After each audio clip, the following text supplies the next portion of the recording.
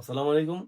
আজকে কথা বলবো যে ঘাড় ব্যথা রোগীদের জন্য কি উপদেশ বা ঘাড় ব্যথা রোগীদের কি নিয়ম মেনে চলা দরকার। সেটা সবচেয়ে ইম্পর্টেন্ট নিয়ম হলো যে সামনে ঝুঁকিয়ে সামনে ঝুঁকে কোনো কাজ করবো না বা সামনে ঝুঁকে ল্যাপটপ বা পড়ালেখা কোনোটা করবো না। সোজা হয়ে বসবো বিছানা, এই চেয়ারে সোজা হয়ে বসবো। বিশেষ করে হেলান দিয়ে যদি বসে আমরা, সেই ক্ষেত্রে ঘাড়ের যে স্ট্রেটনেস কার্ভটা এটা মেনটেন হয়। সেক্ষেত্রে ঘাড়ের উপর অতিরিক্ত প্রেশার পড়ে না, যার ফলে এই ঘাড়ের যে মাসুল স্পাজম হয় না বা ঘাড়ে বেশি বোনসে বা লিগামেন্টে যে আছে সেগুলির চাপ পড়ে না, যার ফলে ঘাড় ঝুঁকে কাজ করলে যে ব্যথাটা হইতো সেটা হচ্ছে না বা সেটা হবে না।